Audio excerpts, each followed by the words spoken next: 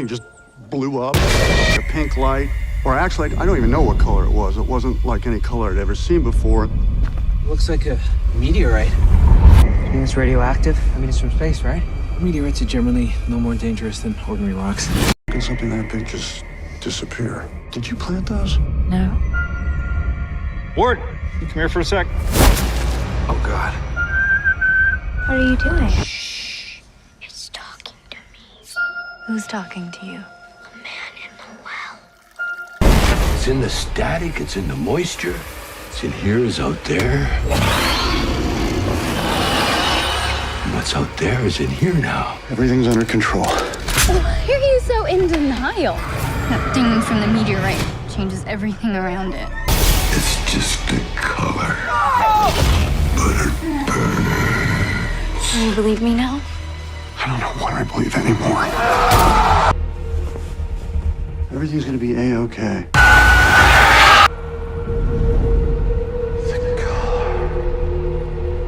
Welcome to another episode of with Lisa, Aaron, and Phil. And we have another returning guest, our friend Gary Hill.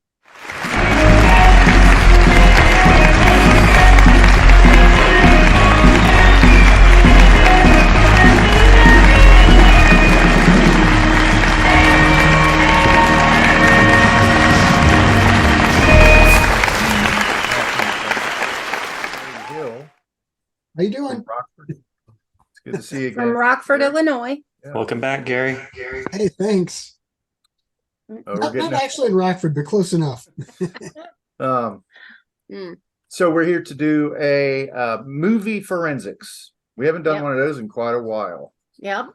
We'd kind of hoped to have Gary on before Halloween, because we did three horror-based episodes, and Gary was going to be the topper, but then a couple things got in the way and we had to postpone until now. But we were really happy to have you back on because we did enjoy the first visit so much. Oh, I'm glad to be back on. I had a good time last time, so so today we're going to talk about the movie Color Out of Space, the 2019 movie by director Richard Stanley. Something of a horror thriller. Yeah. Starring Nicolas Cage and what was the actress? Joley Richardson. Yeah. And our friend from Blockbuster, Madeleine Arthur. It's Lavinia Gardner. So it's based on an HP Lovecraft story from 1927, apparently. So it's been adapted for modern times.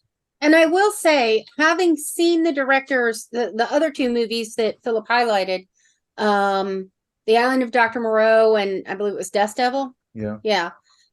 This is the best of the three that I'm aware of. So you've seen those other? Yeah. I have to say I haven't seen the other movies of his. Yeah. Okay. The Island of Dr. Moreau and Dust Devil. Let's just say that he's gotten better with time, because this is a really good movie. This was actually supposed to be the first of a trilogy. Mm-hmm. Then there was a big blow up, and he lost his contract because of some allegations that were made and then completely proven to be false in court. Yeah, I hate that. But you know, it was done. He lost the contract for the other three.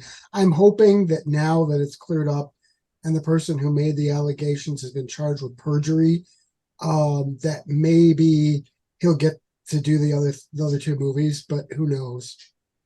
Okay.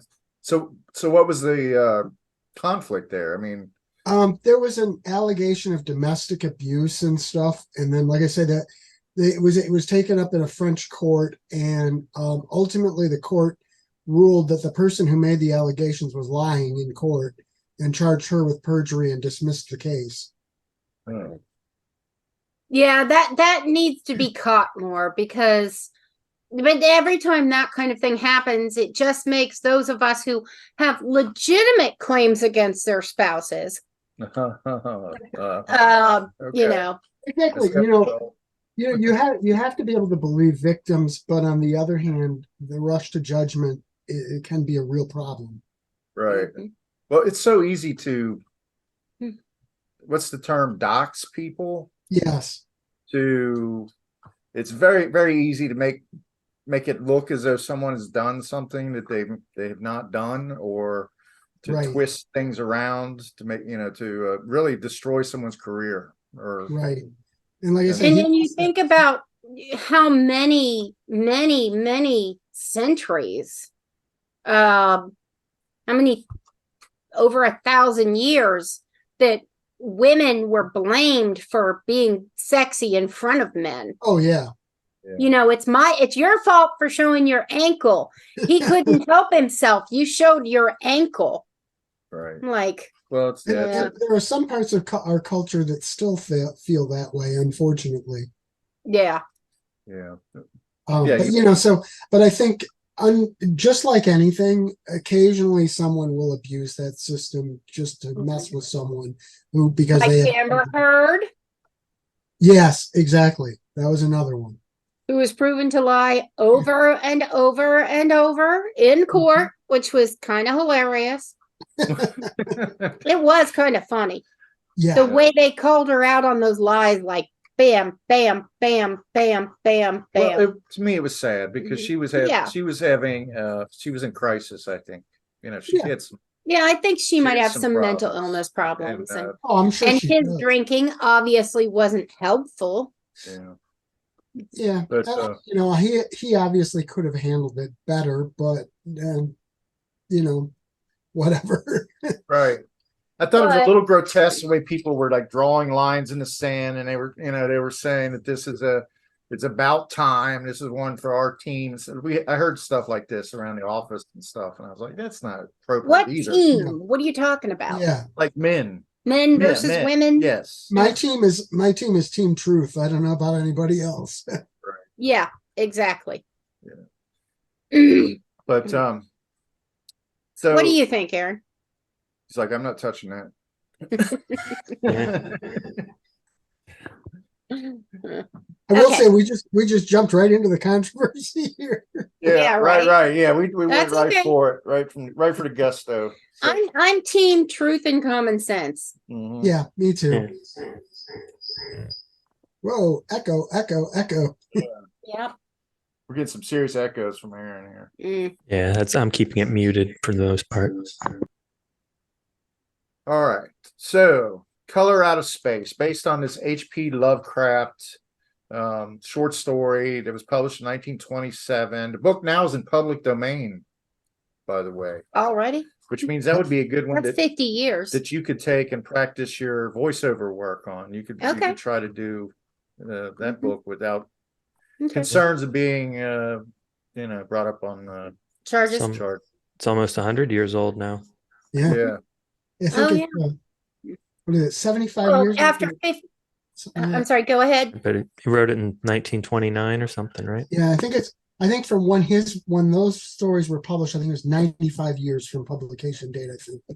Oh, okay. I thought it was 50. No. Okay. It gets a lot more complicated later. They had a different I publish a lot of public domain stuff, so I pay attention to these things. Right.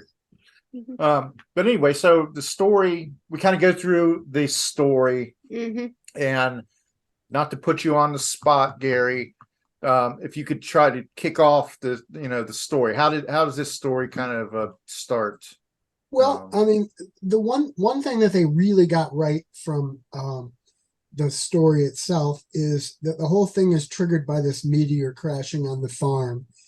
And the reason it's called Color Out of Space, the actual story was called The Color Out of Space, but same thing, is that it comes with this really weird glow that's a color that nobody can really put their finger on, which I thought when Stanley did it, he did sort of a pinkish purple. It's really kind of hard to get an idea of what that color is.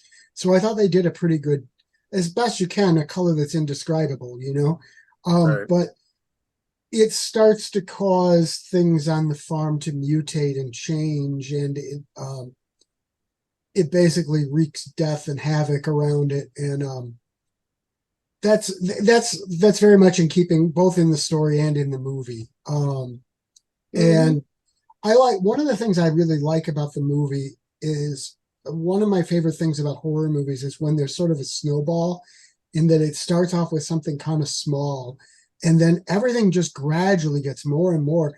And all of a sudden you turn around and say, whoa, where did we get here? Because everything's just going completely crazy. Right. And that he very much pulled that off. And I really appreciate that a lot. Right. Yeah. One of the first things that I noticed was that he wasn't willing to, or there was a point where she was, after the, well, I don't want to get ahead of ourselves. The meteor comes down, hits the earth right by the farmhouse, right? And contaminates the water and the ground around the farmhouse. And it takes maybe a day or so for strange things to start happening. The alpacas started to escape the barn. Well, first, the lightning starts striking it, and it goes down into the well then, which is right out of the story. Okay. But one of the strange things that you're talking about is like, the wife, Teresa, she's chopping chopping stuff for dinner, and she cuts the tips of her fingers off. Yes. And she seems sort of not especially She doesn't even concerned seem to about realize it. until, until Nathan notices it, and then it's off to the hospital. It's like an hour and a half drive out of town. I thought that was, wasn't there a point where his son was sick and they mentioned having to go to the hospital or something? He said, The little boy. Yeah, I'm not going to. Well, he was off, and it was an hour to get to a doctor. Yeah. So he said, let's wait and see. Right. That was when, that was right after it hit. The little boy was kind of like out of it and just like almost catatonic for a little while there. Yeah, well, but then, the next day, after they took the mom to the hospital, and they were there for, it seemed like over a day, the boy sat in the front yard and just stared at the well. Oh, yeah. And it seemed like he was staring at that well for like 12 hours because the teenagers were being distracted, if you will, in their own ways. Yeah, so they weren't really paying attention to the little brother. And time started moving really in weird ways too. Right. It would slow it would like slow down and speed up some, they wouldn't, and I think that was supposed to represent the loss of time, but that's what I got from that. But if it was speeding up and slowing down, that makes more sense. Yeah, I think or as much going for in that, which Lovecraft doesn't actually talk about in the story, but what I think he was going for was that it was sort of making it a different dimension almost. And so time, maybe the rules of time didn't exactly flow the same way there. Makes sense. So the meteor hits, you said that it sort of, the lightning gets down into the well. And the family starts behaving kind of peculiarly. I thought it was at first I thought maybe that it was going to be a sort of a supernatural story where the daughter's dalliances in the black arts was like coming back on the family. Because the daughter's doing a Wiccan ceremony. Yeah. Right, and I don't think it was black arts, but it was like that's kind of where or something. I don't know. Yeah, well, she had a Necronomicon. Yeah, that was a little Lovecraft tie-in, but not in the Necronomicon has nothing to do with the actual story. No. I think Richard, they just sort of put that in there. There's actually, I don't know how deep you want to get into this. There's some really pretty cool little facts about that. There was a guy in probably the 70s or 80s named Simon, and he put out a version of the Necronomicon, which was basically nothing but a bunch of Egyptian and other mythology like spells that he sort of rewrote into a Lovecraftian mythos, and he claimed it was real magic, and it's been totally debunked so many times. But it's funny because the copy of the Necronomicon she has is a Simon edition, which Stanley put in there for a reason, because it's meant to show that no religion can have anything to do with this and have any power over it, and it's just kind of powerless. And also, it was a little jab at the Simon Necronomicon, I think. That's interesting. Another thing you didn't mention, one of the very first things you see, which is very subtle, is you see little things in nature sort of starting to change. Leaves take on a more vibrant color. And if you look, even the sky turns a little different color. And I wondered for a while how they did that until I watched some of the making of stuff. And that's actually really, really, really subtle AI. Or not AI, CGI. They actually CGI'd the sky a little bit to give it that more vibrant color. And those are just like some of the subtle things that happen at first. Right. Well, yeah, I thought that And that's after the it's after the after the meteor hits, yeah. right after the meteor hits. You start to see the changes, but they're so subtle, it's easy to miss. Yeah, I thought the setting was kind of idyllic. It was like the Yeah. grass was vibrant green, and the flowers like it really looked almost like a I want to say a nightmare. I mean, it was beautiful, but it was also kind of warped. It was kind of foreboding at the same time. And I love that little grasshopper guy. It's like it almost looks real, but it doesn't, Yeah. Right. Yeah, you're Yep. right. I almost forgot about that one. And it's often hard to say what is inspired by the aliens and what is mind.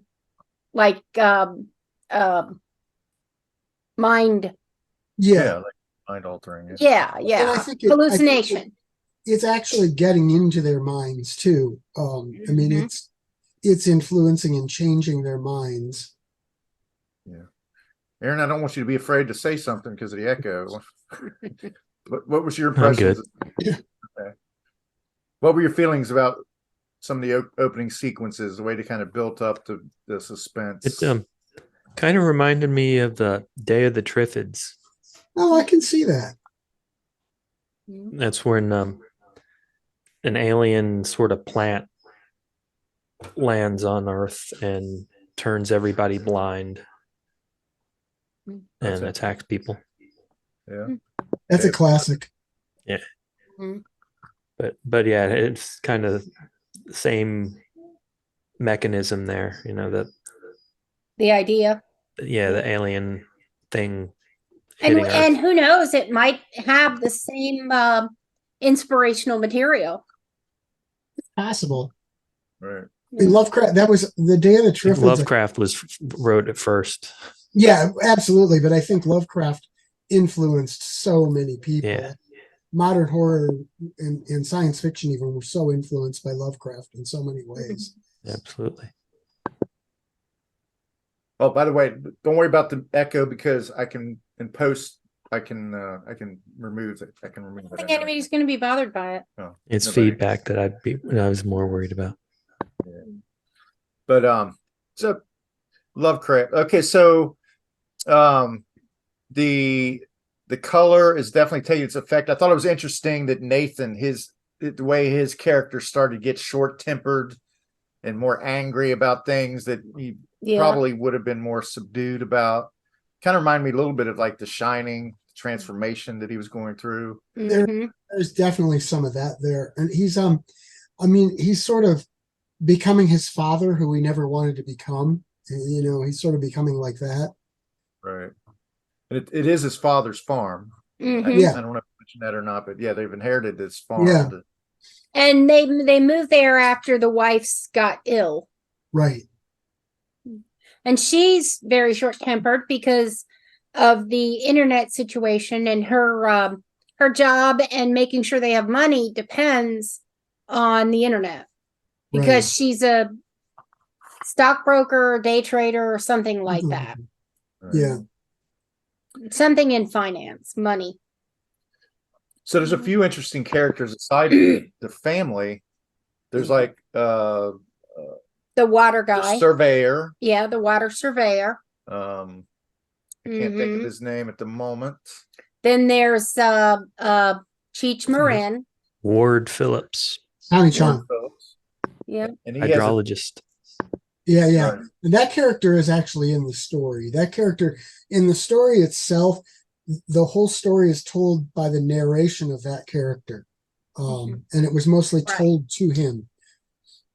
okay. Well, he has a thing for Lavinia, obviously. You know, he found her out. Just a little bit, but I don't So think they he have- realizes. I believe she's a little young. Yeah. She's like maybe 16, 17. Now she's a character that is not in the original story. Oh, no. No, they don't really go into the family that much in the original story. It's because they're already all gone and they just sort of tell about what happens. They talk a little bit about the mother and the sons, but I don't think they mention a daughter. I don't think there was a daughter. Okay. Now, in the book, do the mother and the youngest son fuse together the way they did in the movie? No, there's something sort of going on. They did wind up putting the mother up in the attic because there was some weird transformation going on with her, and they ultimately had to kill her. And I think he had to kill all the kids because they were all transforming. Of course, what happens in the book takes place over, I think, a period of like a year versus, in a few days like it does there. But Yeah. Well, we should say, okay, so you've jumped. I'll admit I've read Lovecraft and it's always creeped me out. Lovecraft You is, jumped ahead here. yeah, good point. Sorry. The kid Mhm. that's okay. The kid is drawn to the well, right? He detects something's going on in the well, and I he think it's Oh, and the dog disappears. yeah, And he Yeah, the believes dog's in the well. the dog is in the well. right. Okay. So he goes out one. Only the dog's transformed Isn't it during already. a storm? I mean, it's. But that whole scene is a little bit vague to me. It's been a Yeah. couple of weeks, but There's a lot of time dilation in that scene. Oh yeah, and they actually talk about that. They talk about, well, why does it seem like just a short period of time, but it's been, how did it get dark so fast and things like that. Yeah. So, they actually mention the time problem. He moves. Yeah. He moves farther and closer to the well. I think really quickly. Mhm. Yeah. Yeah, it seems like closer than further. Like he drifts back and forth, but Yeah. without Yeah. moving. but soon he's in trouble. Like he's getting pulled into this well, right? And the So- sister saves him. Or the parents The save mother him. comes out, The mother. yeah, Okay. and tries to save him, And that's and that's when the color or the radiation or whatever Mhm. Lightning comes out of the well. it The color. fuses mother and the son together in a very grotesque. I mean, I found that to be the It was- most disturbing yeah. part of the movie. Mhm. was They all- did that to everything the was- alpacas too, Understandably. right? Yeah, it did. It fused all the alpacas together too. Yeah. That whole part, the way they handled those fusing of the things, it reminded me very much of John Carpenter's The Thing. Some of the effects on that looked very similar to that, which, again, I'm a huge John Carpenter fan, so that's a great thing for me. Yeah, I think it's an anniversary for that movie too. Yeah, I think it is actually. What, like today? This year, it's This like year, I the think, Oh, yeah. 40th or something. something like that. My boss sings the praises of that movie. He's always telling me I need to watch it. I have not watched it yet. My Oh, well, wife that's thinks The it's Thing? John kind of Carpenter's boring, The Thing? but I love it. Yeah, Oh, it's great. Yeah. yeah. So There's a lot of movies Philip hasn't seen. yeah, well, yeah. I mean, that's the whole thing with our movies of 1985. Aaron and I both were like, we can't just pull. We've all got to watch. We've got to watch them because we didn't Yeah, watch them in I've- 1985 or since then. And, most of these things. Like I lived less than 3 miles away from a $1 cinema and had nothing else to do on the weekends. So I watched a lot of 1985's movies. But honestly, there are so many movies that have been released over the years. I think there are very few people who have seen, a large percentage of the movies out Oh, there. Yeah. Well, yeah. Back then they were a lot less Yeah. accessible. I don't think it's, I'm not saying that against Philip, but just, Yeah. there's a lot of movies that he can look forward to. Yeah. Yeah, And I I think- watched I think a 30 lot of us have- movies or 31 movies from 1985 over the last few weeks. Oh, nice. But I think a lot of us have periods of time where we're really well versed in movies, and then other periods outside of that, and we're kind of lost, Yeah. sort of spotty in what we've seen. Depends on what was going on in your life when those movies came out. Right. Well, okay, so a lot, not to get off on too much of a tangent, but the streaming services, of course, the series that those are really taking some of the piss and vinegar out of movies. And also, it seems as though directors are envious of, these series and are trying to tell, long form stories in 2.5, 3 hours, 3.5, 4 hours in some cases. Like this Napoleon movie's 4 hours long. When they release it on Apple, it's going to be 4 hours long. And it's like the Scorsese movie, Killers of the Flower Moon. Yeah, that's. And I really wanted to see that in the theater, but 3 hours. It's 3.5 hours long. It seems like needs an intermission. It seems like they're trying to compete, or they're jealous Yeah. of the streaming. The things you can do with streaming. They won't allow an intermission on that one. Actually, Wow. it's in the I know contract. they won't. They need to. Would go see it if there was an intermission. But, actually there used to be longer movies years ago. And then when VHS came around, everything shot for the hour and a half because it would fit on one VHS tape. Right. Thinking about home video release. And then now that's not really an issue because DVDs and Blu-rays will hold more and streaming services don't care. They're starting to get into longer movies again, but Right. Yeah, you don't have those multiple VHS movies like Scarface anymore.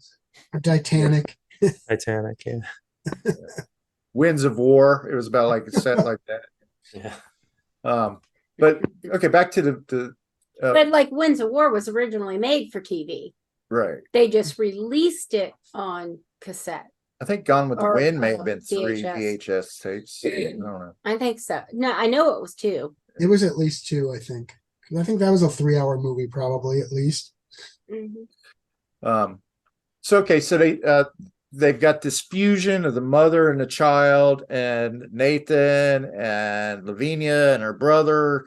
They managed to get this mess They get up it into the house. attic. And then later they take them up to the attic And when they start noticing a weird transformation. well, The sunlight was bothering them. Yeah. yeah, okay, yeah, that's right. They had them in like at the living room or something, and then but they couldn't form words. They were just groaning and grunting and miserable, obviously. And so that was a very long interlude when they were dealing with that. with this. So eventually they got up into the attic, Mm-hmm. and Nathan finally came to the conclusion against the wishes of his children. He's like, look, I'm the man of the house here. I got to take care of this. Leave. So he goes up to shoot with a shotgun. So the kids leave, but he can't bring himself to do that Right. at this point. It hasn't. So instead, he decides to feed it by shoving his daughter in there and locking the door. Yeah. That's the Jack Nicholson part that I was referring Yeah. to earlier. Yeah. He's changing. And it does a complete reverse. Yeah. And through the whole thing, he's sitting there staring at what he hallucinates to be actual news. And the only thing he's looking at is this TV screen that's just, snow. Right. Yeah. Right. Yeah. He starts seriously hallucinating Yeah. after a while. He can only bring himself. Who was it that killed? They became a monster. Let's just, they could only bring themselves. Was it the surveyor that came in and killed the monster, or was it Nathan that eventually? I think it was the sheriff killed The sheriff came in with the surveyor. Yeah. Okay. The sheriff came with the surveyor. They went upstairs. They pulled the daughter out of the room. They shot the monster that the wife and child had become. Then they went downstairs. They were trying to get Nicolas Cage to help them, but there was a point where it looked like Nicolas Cage had been, even after Nicolas Cage was shot through the chest, you saw him after that sitting there watching TV. Yeah, his whole family was around him. Right. And that was at the very end, though. That was kind of a hallucination type thing, I think. But they were out on the porch and they were trying to run away. And the daughter changed her mind and wanted to stay. So it had finally gotten to her. She had been trying to leave the whole time. And when he turned, the Nicolas Cage was about to grab her, and they shot Nicolas Cage, but she was in the way. And when at the end, Nicolas Cage fell on the ground, and she went to him and didn't want to leave.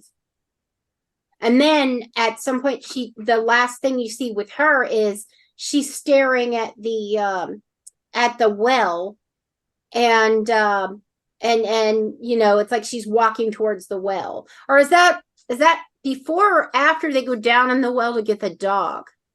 She and the brother, either she or the brother goes down in the well. Yeah, that was way after, I think. Oh, okay. The older brother goes down in the well. Yeah. Well, that kind of that all kind of like, yeah. Okay. But we should say nobody here gets out. I'm good at sequence. Nobody here gets out alive, right? I mean, no, except the surveyor. The surveyor. He's the only one who gets out. He gets out alive. Okay.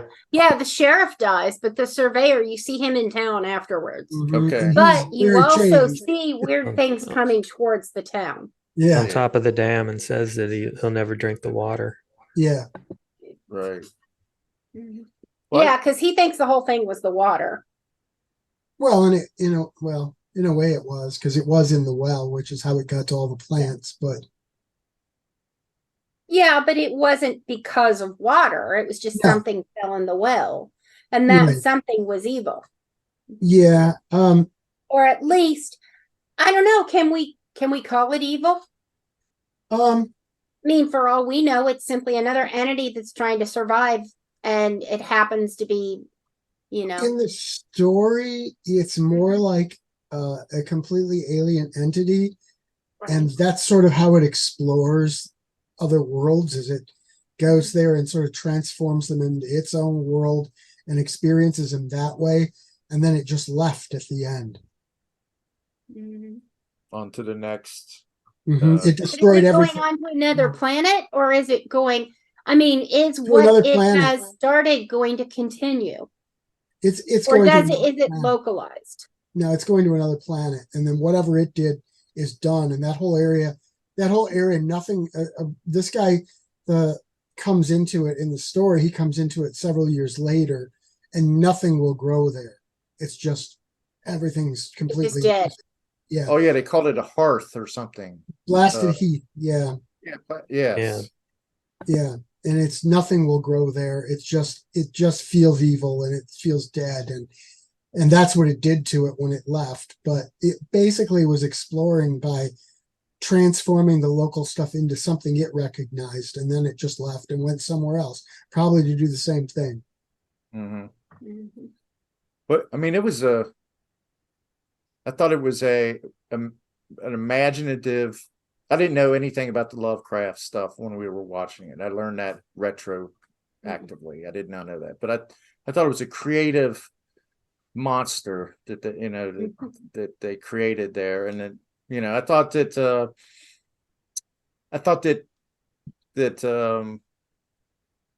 Cage was a good choice for the role. I thought he was better than he was in Renfield. I've been slagging Renfield every chance I get because I haven't seen that yet. I've wanted to. Yeah, you might like it. I mean, it's got its moments. It's kind of like a cultish thing. It's like comedy, Nicolas Cage. Yeah. I saw the clip when he comes into the place where they're having the support meeting, and he's just like trashing everybody, and I thought that looked pretty good. Yeah. That's actually the only part that's a little bit funny as far as he's concerned. I just feel like he plays Dracula for that movie. He plays Dracula way, way too seriously evil. Yeah. Because Dracula just goes to, it's like, I know it's supposed to be this like kind of but like it just doesn't fit. Like in the original Dracula, doesn't the guy comes up to the castle on a real estate visit or something, and Dracula actually gives him dinner, and they have wine and all this shit, and he's like charming and everything like that. Him into being his servant. So Cage's Dracula has none of this charm about him. No, he's not very good. Anyway, but I enjoyed the movie, and how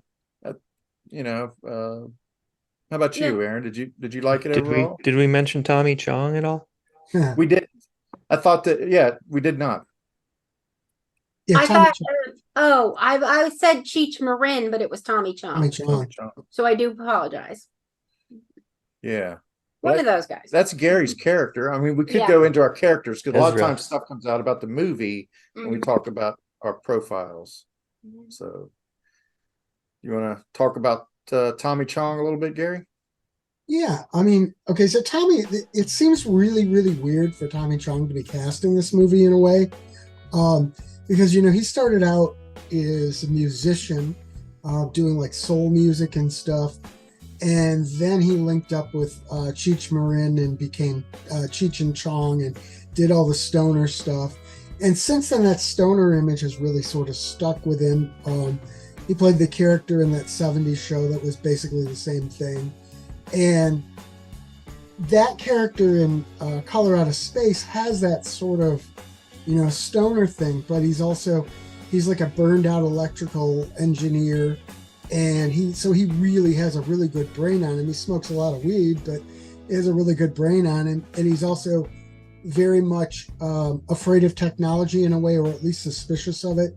So, which is why he lives as sort of a squatter on the property. So it's kind of very much, in some ways, a typical Tommy Chong character, but it's interesting that you're used to him playing the whole comedic role. And there are some funny bits about that, but he's really not a funny character. He gets pretty creepy at times almost. What's really, really, I found fascinating, which nothing's come of it so far, but right after the movie was released, there were some interviews with Tommy, and he was saying how much he loved doing that role, and that he was working on writing a Cheech and Chong horror movie. But we have yet to hear anything about that actually happening. I think that would be either great or it would be really terrible. Yeah, right. Yeah. And you can kind of see, what with COVID got in the way of a lot. Yeah. Yeah.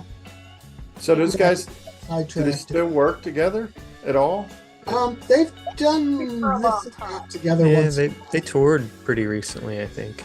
Yeah, Did they? maybe 10 years ago, maybe less than Yeah, that. they left. had like a falling out for a while, didn't they? Yeah, I think so. I don't know really what the details of that are, but I know that it could very well have been that they were just sort of sick of that and decided to go off and do their own things, and maybe they could make more money doing their own things. Sometimes that's true, Right. I think, if I remember correctly, Cheech Marin, he was on one of these. He became like on CSI or something like that, one of these network shows where it's kind of a serious role where he was a I think detective. you're right. Wasn't Yeah. he? He was also on. I think he was also on the recent George Lopez show. I think he was on that too, but that wasn't a serious role. Like Lopez's father, maybe? I think so, something like that. Uh, Yeah. Lopez Nash- versus Lopez. Nash Bridges, was that the one that he was? That's He it. was on Nash Bridges. Nash yes. Bridges. He's like Nash Bridges, Mhm. Huggy Like Bear. Yeah. Yeah. Like a CI. Yeah, I Like think his- my favorite little Cheech Marin cameo was in Ghostbusters 2 when he's on this dock and the Titanic goes to the Titanic, comes in and he's like, "Oh, better late than never." I like Cheech and Chong in the movie After Hours, which is one of the 1985 movies we watched. It's a Scorsese film, Mhm. but yeah, they're in it for a little bit of comic relief, but Oh, that's awesome. Yeah. I never saw that. That's awesome. it's an interesting flick. Yeah, I saw that one. I saw that one, but it was a little bit late in the evening. I don't know if I might have not noticed him in that role. But I know Tommy Chong also had some legal problems a few years ago. Right. Something to do with drug paraphernalia sales. And There's a shocker. I think he went to prison for a little while. Yeah. And then he also had a cancer thing recently too. But I remember hearing about when he went to prison, he said that he was in business with like some of his relatives, and he wound up just basically saying, "Okay, it's my business," and taking the fall for the relatives because he didn't Yeah. want any of them to go to prison. think it was his son. Yeah. Yeah, I think it was his son. Yeah, which if it actually happened, you got to give the guy credit for that. His daughter was in movies for a while. Ray Yeah, Dawn. Ray Dawn Chong. Yes. Yeah. Yeah. And She was in a lot of Tommy those was mid originally '80s. Tommy was originally a Canadian, but he's an American citizen now.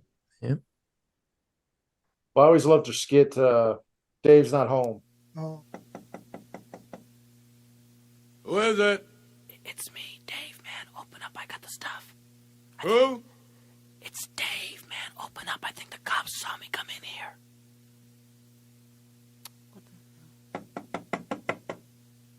Who is it? It's Dave, man. Will you open up? I got the stuff with me. Who? Dave, man. Open up. Dave? Yeah, Dave. Come on, man. Open up. I think the cops saw Dave's me. not here.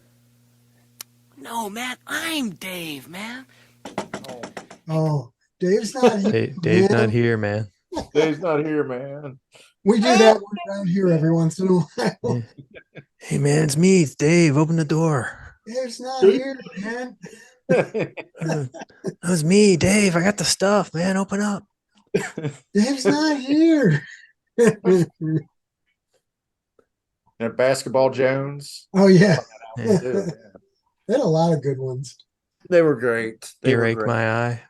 Oh yeah, which again that goes back to Tommy Chong being a musician, I think, because I think they really did that song. I don't know for sure. But, yeah, they did it as Alice Bowie or something like that. Yeah. It was credited as. So Alright. should I do my character or Yeah. actor next? Absolutely. So I've got Elliot Knight.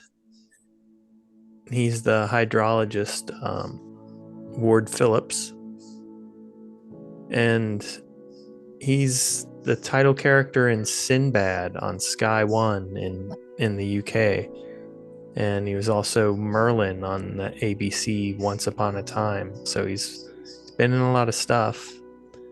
He's in the DC Universe HBO Max superhero drama Titans. And he's in Color Out of Space. He's born in Birmingham. Wait, so he's British? He's British. Wow, those British people can pull off American accents so well. Yeah. Yeah, he's pupil at the King Edward VI Aston School and studied subsequently at the Manchester Metropolitan School of Theatre, where he graduated with a BA honors degree. Man, that's a mouthful. Yeah. Yeah. For personal life, all it says is Knight is openly queer. And yeah, it doesn't elaborate on anything about it. And yeah, there's a filmography. He's in the Call of Duty games too as a voice. Oh wow. Good He's work when busy. you can get it, right? Yeah. Yeah, it's probably good paying work. Right. Okay. But yeah, that's all I've got on him. Did well in this movie, I thought. I mean, he was Yeah. He Yeah, lived. it seems like the casting was excellent. he and Lavinia, I think, did a good job. Yeah, and they Right, really carried a lot of the movie. Mhm. Yeah, the one thing I've seen people complain about with this movie is Nicolas Cage. But Nicolas Cage is Nicolas Cage. You sort of know what you're going to get. Cage is gonna I thought- cage. This role, it was pretty appropriate. Yeah, Mhm. Yeah. it's an over the top Yeah. role. It was, that was him. That was Yeah. good for him. I mean, I thought I I tend to thought like it fit him well. I tend to like Nicolas Cage, but I'm not like a Nicolas Cage nut. But I generally like what he does. Although I can see why some people don't like him. Yeah, Yeah, I love him in Raising Arizona. Oh yeah, yeah, Well, that of was course. good. I like that he doesn't take himself too seriously. no, He gets Didn't he do a movie where he portrayed himself? yes. Mhm. Yeah, The unbearable amazingness of me or something like that. I Yeah, just I've been meaning to see that. Yeah. I just found out his son is a musician, and he has a new album coming out. And he released a single. I can't remember his first name. Is like maybe Max Cage or something like that. I heard Yeah, this I think it single. is. It was pretty good. Okay. Well, that's good. That's a good segue into. I'll go ahead and do mine since we He's- brought up Nick. Okay. Yeah. He's also he's a Coppola, right?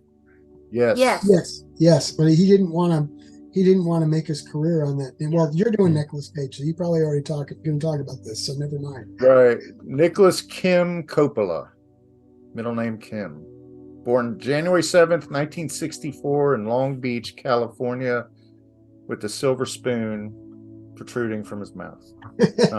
Well, a movie silver spoon, maybe. Yeah, No, he had obviously. the golden ticket. Yeah. But he didn't want to be, that's the reason he changed his name. He didn't want to be in the shadow Trade on the family name. of his uncle, Mhm. Francis Ford Coppola. But it totally makes sense now. He kind of resembles, you can see the familial resemblance there, sort of. Currently lives in Las Vegas. Worked in movie theaters as a kid, to no surprise. He as a catalyst for him was James Dean in the film East of Eden.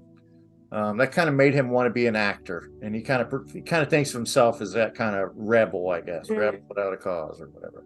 Yeah. His first movie role was in Fast Times at Ridgemont High, which was a very memorable role. But I feel like I didn't remember him in that, but okay. I feel like his big role was in Valley Girl. Well, Yeah. everyone feels like his big starring role was Valley Girl. Right. That's where girls and me started as going. well. Me as well. It was Cage.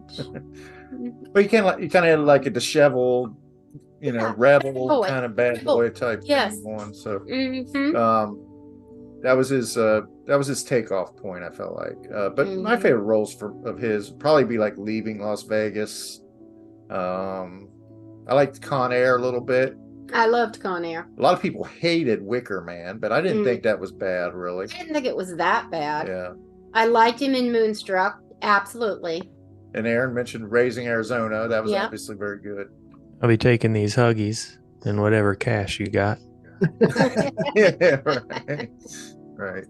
I think probably part of the problem with Wicker Man is that the original movie was so beloved that I think a lot of people would have hated whoever took that role. Why'd they even make a remake? Yeah. Sometimes there's no reason to make a remake. Yeah. I mean, Dune, there Usually needed there's to no be a reason. remake. Yeah. Yeah. The new one is so much better. But I haven't seen the new one. The old one oh, on the theater, and I remember I hadn't read the Dune books, and I walk into the theater and they hand out this piece of paper with all the glossary you're going to need to know and all the history you're going to need to know, and I'm like, I got to do homework to watch this movie. That does not bode well. Yeah. it was not. I had read the Dune books. I was so excited to see the movie.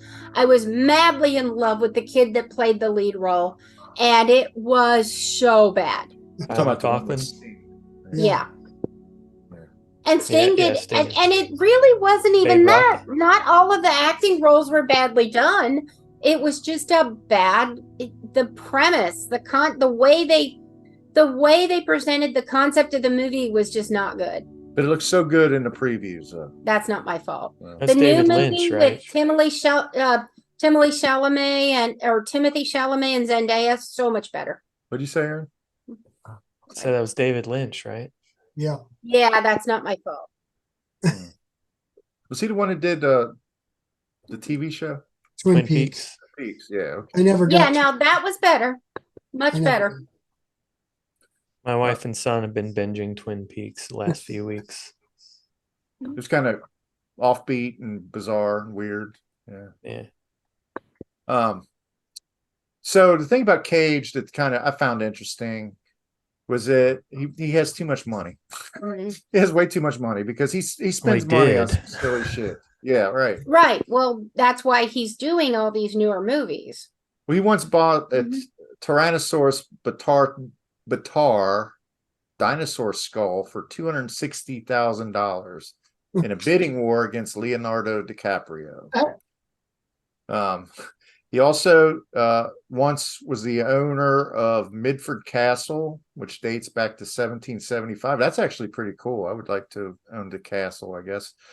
In Midford, Somerset, England. And he sold it. He sold it. He got $6 million back for it, which I bet this must have been a while ago, because I imagine he got more than $6 million. Why He would was you forced pay to sell it. Why would you pay $250,000 for coke for two snakes? He spent more money than he had, and he had to start selling off his assets. Right. Okay. Okay, so that makes sense, because he went through these things like shit through a goose kind of. He loves exotic animals. He bought it 2 king cobras named Moby and Sheba for $276,000 and an octopus for $150,000. So he's kind of he's got a little show business, and of course, I guess it's just kind of opulence. It's kind of like obscene. It's kind of obscene, really, when you think about some of the shit. But why not? If you got it, you can't take it with you, I guess, right? I didn't know that. All those extravagances have caused him financial problems. But the thing that is indicative of Cage's acting is he loves to improvise lines, which becomes a source of tension between writers and directors and him. So it can be kind of terse on the set sometimes with Nick involved. Mm-hmm. He was also once married to Lisa Marie Presley. I didn't realize that either. I remember that. I remember that. Was it very long, or? I don't think so. A year, maybe. Wasn't he in 3,000 Miles to Graceland? Sounds familiar. He played one of the... No, He was in the one with all the Elvises in Vegas. Yes, that's it. Right. Yeah. Mm-hmm. That's not 3,000 miles. No, that was really both. I liked both of those. Yeah. Honeymoon in Vegas is what you're thinking of. It's like all these. I think all these criminals were dressed up something like, like Elvis, that. Yeah, and the Kevin Costner was in it. the wasn't hot leaving Las chick that Vegas, everyone right? was chasing was what's her name that you don't think is pretty? You think she looks like an old woman? Sarah Jessica Yeah, Parker. Sarah. See, It's his not, fiance it's was not that- desired by all these people, and I had to see the movie in the theater because any movie that touts flying Elvises, I had to see it. I don't Yeah. I don't think that of Sarah Jessica Parker. She was born in Cincinnati. She acts like a New Yorker. I feel like she just turned her back on Cincinnati. That's all. Uh-huh. That's it. That's the whole source of the thing. Yeah. Plus, you don't like her chin. He once stormed off the set of the film The Old Way when firearms handler Hannah Gutierrez Reed fired a gun for a second time without warning on the set. This was the same armorer who worked on the film Rust with Alec Baldwin. Oh, wow. So that's sort of mounting evidence against her as a firearms handler, I guess. That whole case is still keeps going back and forth into court. So well, and then I really don't think they should, unless he said, I want real ammo. I don't think Alex Baldwin should be charged in any way. Well, I mean, but I guess that's my opinion. But unless he actually said, I want realism. Isn't he like the producer or executive producer or something on the movie though? Yeah, but how much control does he, there's producer and there's producer and there's producer. How much actual control did he have as actor producer? A lot of the times you just get that your name put under the word producer so they can get away with giving you just a little bit less cash for your acting. And then you get money as a producer. I think he had a more hands-on role in this stuff. Yeah. So, I mean, are they saying that he said, I want real bullets in that gun? Because no, they're not saying that. Okay. Because, then I don't think he can really be blamed. I don't, other than the person who put bullets in that gun is the person who should be called out. But Otherwise, His latest projects are Butcher's Crossing, a western about the near extinction of water buffalo. I guess that falls in lines with Ken Burns' latest thing about the buffalo, his latest documentary on PBS.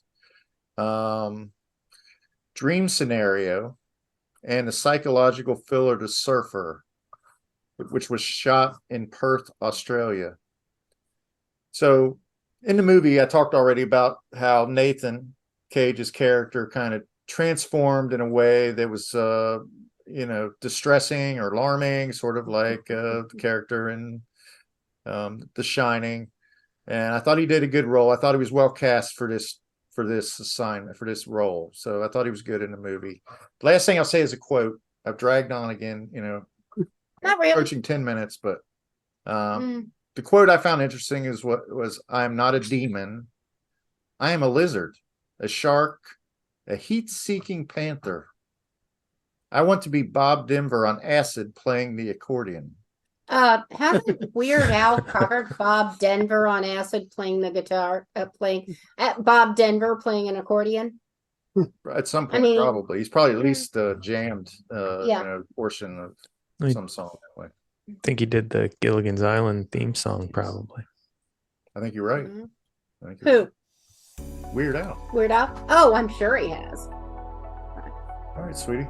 So I am covering Madeleine Arthur playing Lavinia Gardner. And Madeleine Arthur is shockingly young for how she speaks. She comes across as a much older soul. She is from Vancouver, Canada. She's known for large doe eyes, and with the right styling, she could get away with being Betty Boop with those big old eyes. She is fluent in French.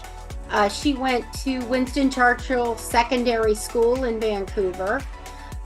She was a gymnast as a child for over 13 years.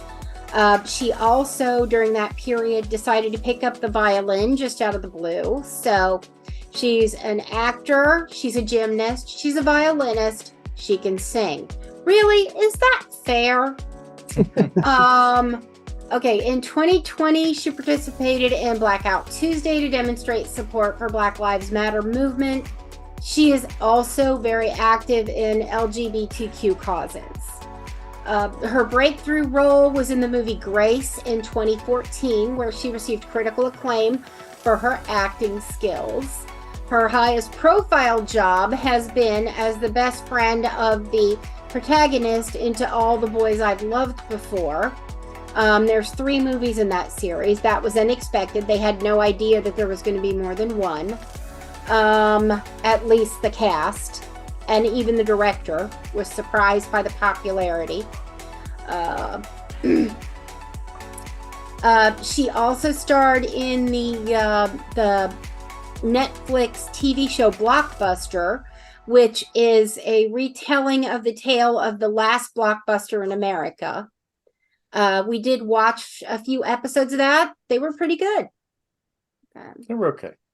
Yeah, she plays the character Last Hannah. Blockbuster video rental store, right? Yes. It's still open, isn't it? Not sure. I think it is, but I'm not sure. Okay. In like Alaska or something. Interesting. Yeah, in the series, her character is uncommonly thrifty. JB's, and especially for that period of time. JB Smoove and Olga Meritz are also on the show. Blockbuster, though, is just another story in Arthur's already impressive career. She broke out in 2018 as Christine, Larry Jean's best friend in All the Boys. And in September, she started as May in Netflix cult series The Devil in Ohio, which we have not watched. I suppose we should, since we's there. Another project, that's just All the Boys again. All the Boys is based on the novels of Jenny Han. Quotes: I don't want to ever be only telling one type of story or one kind of tone. I like to explore it all and love exploring human behavior. That's where it's at for me. One of her favorite books is Shantaram by Gregory David Roberts. Well done. Okay. The only thing I will add is that you missed this one thing. What? Not only did she go to Sir Winston Churchill Secondary School in Vancouver, she was valedictorian. I did miss the fact that she was valedictorian. Yeah, so even more reason to. Yeah. But some of that stuff was kind of repetitive, so Yeah. I didn't read it all. Philip, I got kind of busy and Philip wrote my my blurb. I apologize. I have shame. Okay, not really. As long as you read it. Yeah, Right. that's right. Well, I mean, this has been fun. I mean, I did like the movie.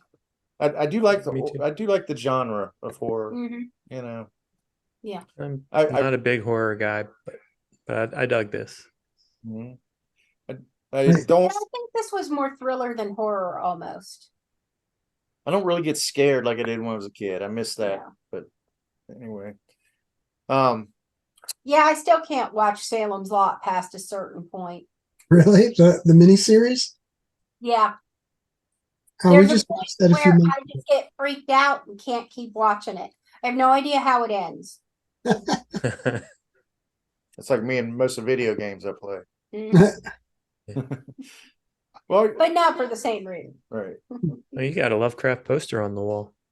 Oh, actually, that's Cthulhu. the cover to my first book, Oh, nice. which is The Strange Sound of Cthulhu, music inspired by the writings of HP Lovecraft. Yeah. Awesome. Wow. Which brings us to the point where we ask you, Gary, to talk about some of your upcoming projects. Yeah. And Where can we get that book? Oh, that book? Actually, yeah, all my books. If you go to GaryHillAuthor.com, you'll find all the books available there. All the links are there. But yeah, recent stuff. I've published a whole bunch of books recently. I had for Tales of Wonder and Dread, it was the 5th anniversary, and I was an idiot and decided to publish 5 books on one day, which was crazy. Which those all came out on September 4th. But since then, even since then, I did a collection called Sing a Song of Dread, which is a collection of music horror stories, which I've got just 3 stories in here, I think, but we've got several other people with stories in there. And I've got a cool one coming out on the 24th on Black Friday, Horrifying Holidays 2, which is a collection of Christmas horror stuff with some pretty interesting stories in there, I think. And those aren't all mine. I've got one story that's mine, and then 2 that I collaborated on. And then there are a number of other writers who put in stories. This gentleman, Frank Kaufman, has 2 poems in there. I've got 5 haikus, I think. And we've got a guy who did a dramatized nonfiction piece about a skydiving Santa tragedy that actually happened in Rockford, Illinois, in the 1960s. And More spooky Rockford. yeah, exactly. More spooky Rockford, which speaking of Rockford, for Spooky Ventures, I've got an event coming up on December 2nd in Rockford at Veterans Memorial Hall. It runs from 11 to 3, and it's called Put the Spooky into Christmas. And it's going to be pretty cool. We're going to have a video playing that has writers, myself included, reading Christmas horror stuff. But we've also got a ton of vendors doing cool things. Like one vendor has, they do artwork in glass. Somebody else does artwork with like things she finds in nature, like skulls or feathers or bones, and she turns them into artwork, and they're going to be all Christmas oriented. We've got a guy who does haunted attractions, and he's going to have some little displays there of some animatronics and stuff, all done up Christmas style. And I know I'm leaving, and we got an artist named Chris Gibas who's going to be there, and he's going to have some of his Christmas horror-based artwork there, and it's going to be really cool. It's free admission, and I don't think anybody's ever done anything quite like this. It's going to be fun. Sounds Awesome. yeah, that Sounds interesting. yeah.